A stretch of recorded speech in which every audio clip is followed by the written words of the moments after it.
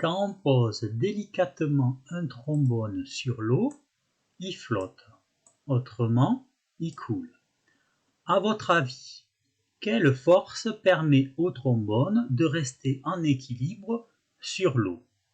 Le poids, la force d'Archimède ou une autre force? À vous de choisir. Je vous laisse quelques instants de réflexion.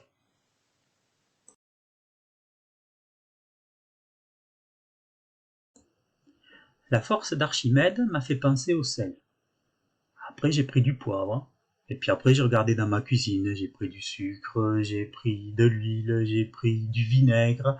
Et puis à la fin, pour laver le tout, j'ai pris du produit de vaisselle. À votre avis, quelle expérience on peut faire, quel produit on peut mettre dans l'eau pour faire couler le trombone sans le toucher?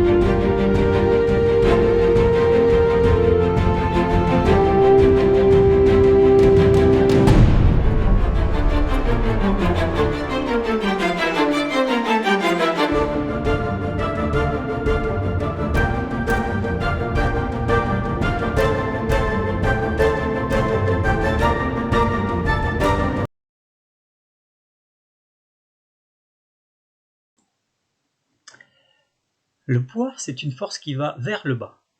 Donc ça ne peut pas être le poids dans le cas de notre problématique. La force d'Archimède, c'est une force qui va vers le haut. Donc ça pourrait l'être. Sauf que pour le bois, on voit bien qu'ici, la force d'Archimède, elle est très supérieure au poids. Alors que dans le cas de l'aluminium, comme notre trombone, le poids est largement supérieur à la force d'Archimède. Donc ça ne peut pas être la force d'Archimède.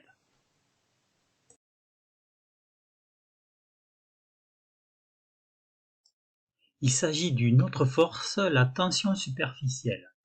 La tension superficielle est une force qui tend à ramener les molécules situées à la surface dans le liquide.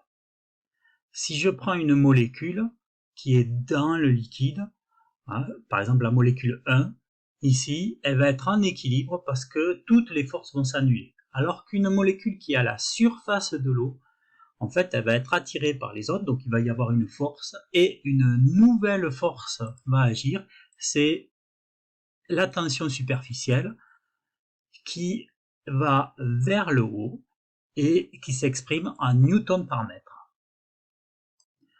On remarque que cette tension superficielle, qui est de 0,075 newton par mètre pour de l'eau à 0 degré, et pour l'acide acétique, c'est-à-dire le vinaigre plus de l'eau, à une température de 30 degrés et pour une concentration de 10% de vinaigre, de 0,05 newton par mètre.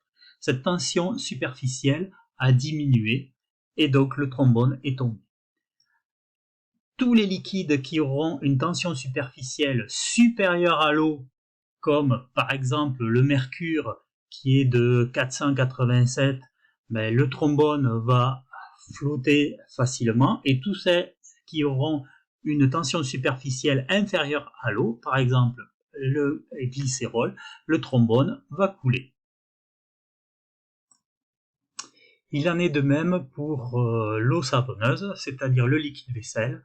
Sa tension superficielle est de 0,025, alors que je rappelle, la tension superficielle de l'eau est de 0,075 Newton par mètre. Pour l'huile, c'est un peu différent, car l'huile et l'eau ne se mélangent pas, et donc le trombone est resté à la surface de l'eau, alors que sa tension superficielle est bien inférieure à l'eau.